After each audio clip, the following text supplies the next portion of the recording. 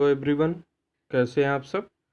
BEd first year का आज मैं आपको थर्ड पेपर शारीरिक शिक्षा स्वास्थ्य एवं योग ये पढ़ाऊंगा।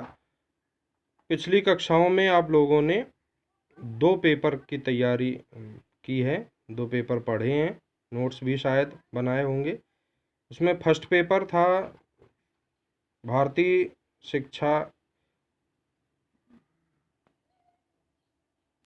शिक्षा के दार्शनिक एवं सामाजिक परिप्रेक्ष्य और शिक्षा में मनोवैज्ञानिक परिप्रेक्ष्य। इन दो पेपर की तैयारी कुछ हो चुकी है। थर्ड पेपर बिल्कुल भी नहीं पढ़ाया गया, इसलिए मैंने सोचा कि लाइए आज से थर्ड पेपर ही शुरू किया जाए। थर्ड पेपर आपका है शारीरिक शिक्षा स्वास्थ्य एवं योग। तो आज के इस वीडियो में हम आपको बताएंगे शारीरिक शिक्षा का इतिहास क्या रहा है, शारीरिक शिक्षा का अर्थ क्या है और विभिन्न विद्वानों द्वारा शारीरिक शिक्षा की परिभाषाएं। तो आइए देखते हैं शिक्षा के इतिहास, शारीरिक शिक्षा का इतिहास क्या रहा है।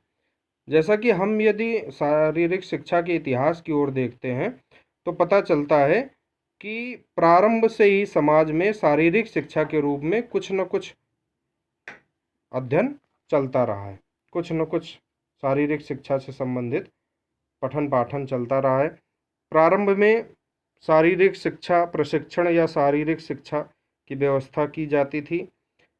शिक्षा प्रत्यक्ष और परोक्ष या यूं कहें कि शिक्षा प्रत्यक्ष और आकस्मिक रूप से प्रारंभ में दी जाती थी। तो प्रत्यक्ष रूप से क्या थी?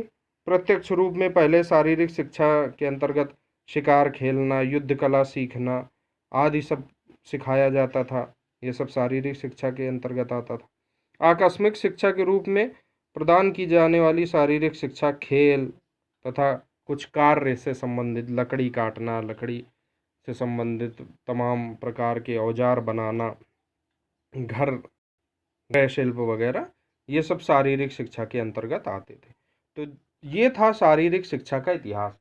कहने का अर्थ ये है, यदि वैदिक काल से शिक्षा का आरंभ हम मानते हैं तो वैदिक काल में भी शारीरिक शिक्षा का अध्ययन अध्यापन होता था। देखते हैं शारीरिक शिक्षा का अर्थ क्या है। तो सामान्य अर्थ में शारीरिक शिक्षा का अभिप्राय शरीर को स्वस्थ एवं निरोग रखने से है। शरीर जिससे स्वस्थ एवं निरोग रहे, ऐसी शिक्षा से है।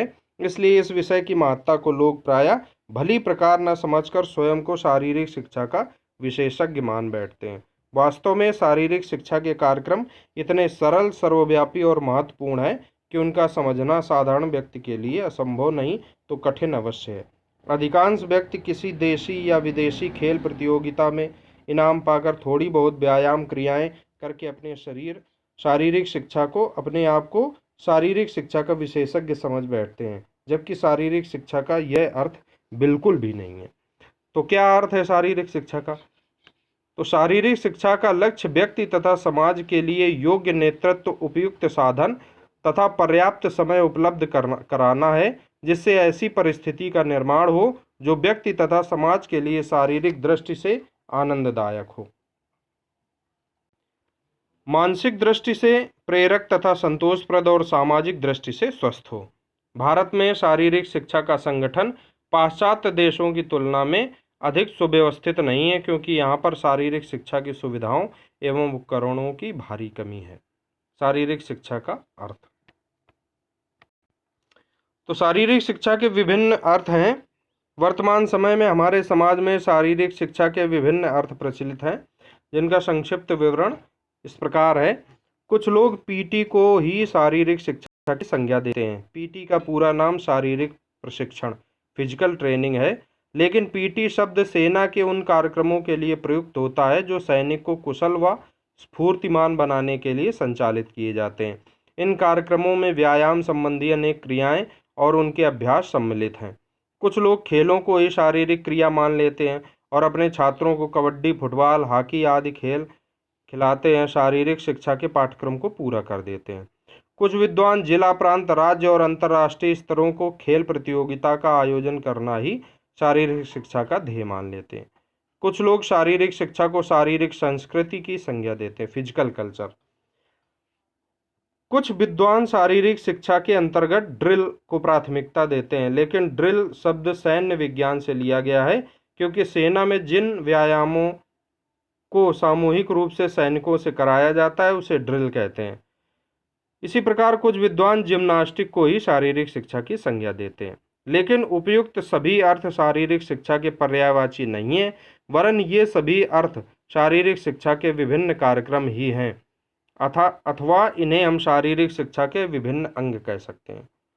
तो दोस्तों समझ में आया, शारीरिक शिक्षा के उपयुक्त जो कुछ भी अर्थ विद्वानों ने बताए हैं वो मात्र एक शारीरिक शिक्षा के अंग हैं। तो आइए देखते हैं शारीरिक शिक्षा का वास्तविक अर्थ क्या है। तो शारीरिक शिक्षा का वास्तव में शारीरिक शिक्षा सामान्य शिक्षा का ही एक अंग है, जिसके अंतर्गत वे समस्त क्रियाएं आती हैं जिनके द्वारा शिक्षा के आधारभूत लक्ष्यों को प्राप्त किया जाता है। शारीरिक शिक्षा के अंतर्गत पीटी, ड्रिल, खेलकूद, व्यायाम, योगासन, स्वास्थ्य संबंधी नियम आदि अनेक बातों को शामिल किया जाता है। तो वास्तव में शारीरिक शिक्षा का अर्थ क्या है? शारीरिक शिक्षा का अर्थ है वे समस्त क्रियाएं आती हैं जिनके द्वारा शिक्षा के आधारभूत लक्ष्यों को प्राप्त किया जाता है, जिनके आधार पर शारीरिक शिक्षा अपने लक्ष्य को प्राप्त करती है, वो सब शारीरिक शिक्षा के अर्थ को स्पष्ट करते हैं। अब देखते हैं शारीरिक शिक्षा की परिभाषाएं। तो शारीरिक शिक्षा जैसा कि ये शब्द से ही विदित होता है, शिक्षा का वह अंग जो शारीरिक गतिविधियों को प्रशिक्षण देने का माध्यम बनता है। यद्यपि शारीरिक गतिविधि प्राकृतिक देन है तथा बच्चे इसमें स्वयं भी विकास कर सकते हैं, तथापि शारीरिक शिक्षा इन गतिविधियों को अधिक सक्षम बनाती है, उनके बारे में ज्ञान में वृद्धि करती है तथा बच्चे का शारीरिक, मानसिक एवं संवेगात्मक विकास करने में सहायता प्रदान करती है। इसके अर्थ को निम्न प्रकार से परिभाषित किया जा सकता है। H.C. बक ने शारीरिक शिक्षा को परिभाषित करते हुए लिखा है, शारीरिक शिक्षा शिक्षा के सामान्य कार्यक्रम का एक भाग है जिसका संबंध शारीरिक क्रियाकलापों द्वारा बच्चे की वृद्धि, विकास तथा शिक्षा से है।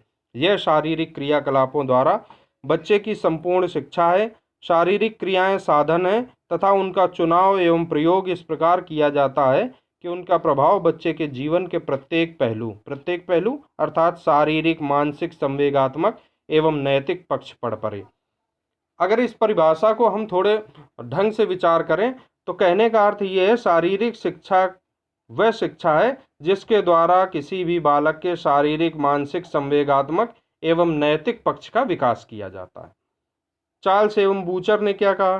चार्ल्स और बूचर ने बताया शारीरिक शिक्षा के विषय में कि शारीरिक शिक्षा शिक्षा पद्धति का एक अभिन्न अंग है जिसका उद्देश्य नागरिकों को शारीरिक, मानसिक, भावनात्मक तथा सामाजिक रूप से शारीरिक गतिविधियों के माध्यम से जो गतिविधियां उनके परिणामों को दृष्टिगत रखकर चुनी गई हों सक्षम बनाना। तो चार्ल्स बूचर ने क्या बताया? इन्होंने चार्ल्स एवं बूचर ने बताया कि शारीरिक शिक्षा वह है जो शारीरिक, मानसिक, भावनात्मक तथा सामाजिक रूप से शरीर के गतिविधियों के माध्यम से उनके परिणाम को दृष्टिगत रखते हुए, जैसे किसी का शारीरिक विकास करना है, मानसिक विकास करना है, उसके अंदर सामाजिकता का विकास करना है, तो उस आधार पर शारीरिक शिक्षा देनी चाहिए।